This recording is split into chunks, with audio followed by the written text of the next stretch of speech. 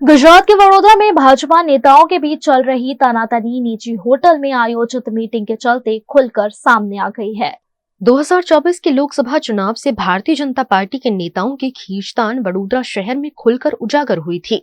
Bharatiya Janata party का एक गुट संगठन के साथ जुड़ा हुआ है, वहीं दूसरा गुट संगठन से नाराज नेताओं का ग्रुप है, जिसमें कई सीनियर सदस्य शामिल हैं, जिसमें पूर्व सांसद रंजनबेन भट्ट, विधायक योगेश पटेल, विधानसभा के पूर्व स्पीकर राजेंद्र त्रिवेदी समेत के बड़े नाम शामिल हैं।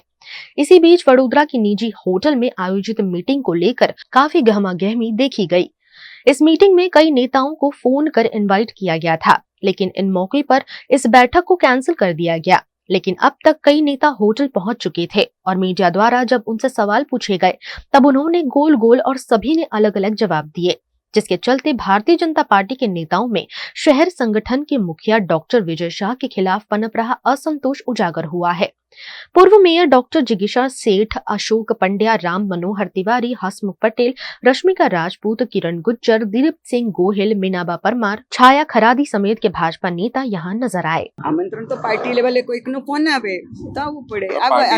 સંતુષ્ટ એવી તો કોઈ વાત છે જ નહીં ને પાર્ટીમાં કોઈ દિવસ મન દુખ હોતું નથી। મતભેદ હોય ને એને માટે દરેક પોતપોતાનું મંતવ્ય રજૂ કરતા હોય છે, તો એને કંઈ આપણે મન દુખ ગણતા નથી। મતભેદ છે, મતભેદ તો દરેકને હોઈ શકે, ઘરમાં નથી હોતા આપણને। આપણા ઘરમાં 10 સભ્ય હોય તો દરેકના મત તો કંઈક થોડા અલગ અલગ તો થાય ને, અને મતભેદ છે કે નહીં એવો કોઈ સવાલ જ નથી ને। મતભેદ હોય તો બધા ભેગા મળીને એનો ઉકેલ પણ લાવી શકતા હોઈએ છે।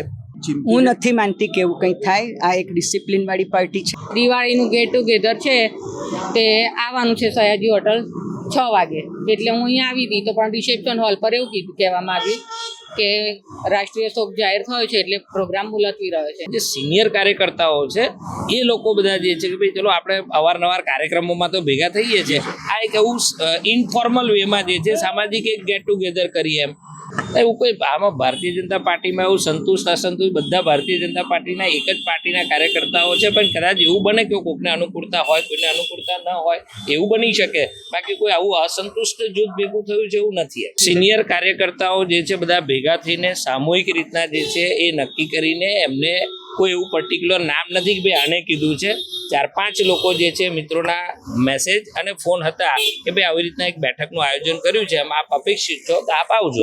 હવે બધા મિત્રો છે જૂના જે ભારતીય જનતા પાર્ટીના જે શુભેચ્છા મિત્રો છે, જે ભારતીય જનતા પાર્ટીને વર્ષોથી ભારતીય જનતા પાર્ટી કામ કરે છે અને ભારતીય જનતા પાર્ટી કેવી રીતે મજબૂત થાય અને ભારતીય જનતા પાર્ટીનું સંગઠન મજબૂત થાય એ દિશામાં જે હંમેશા વિચારતા આવ્યા છે એ વિચારને ધ્યાનમાં રાખીને સૌ ભેગા થાય। અમુક જ ધારાસભ્યો ને અમુક જ કાર્યકરો ભેગા થવાના બધા જ આવશે।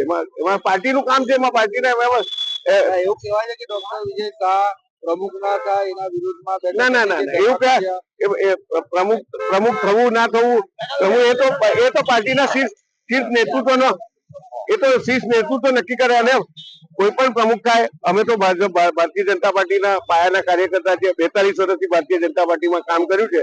એવું હોય પાર્ટી સિવાયના પણ અન્ય લોકોને આમંત્રિત કર્યા હોય એ લોકો પાર્ટીના કાર્યાલયમાં ના આવે એટલા માટે હોટલ પસંદ કરી હોય। આમાં પરમિશનની કોઈ જરૂર નહીં, સારું કામ शहर માટે સારું કામ થતું હોય તો એમાં પરમિશનની કોઈ જરૂર પડતી નથી। ये मीटिंग किसने बुलाई थी और मीटिंग का मकसद क्या था ये तो किसी ने खुलकर नहीं बताया, लेकिन जो बात निकलकर सामने आई वो यह थी कि भारतीय जनता पार्टी के वडोदरा अध्यक्ष के रूप में डॉक्टर विजय शाह की भूमिका भाजपा के ही नेताओं को पसंद नहीं आ रही है।